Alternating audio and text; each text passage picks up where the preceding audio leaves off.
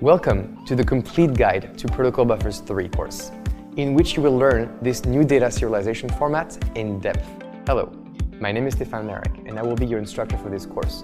I've been teaching to over 120,000 students online, including thousands of learners with gRPC and Protocol Buffers. In this course, we'll explore the Protocol Buffers basics, set up the protoc compiler, and get to learn how to use Protocol Buffers with various languages, such as Java, Golang, and Python.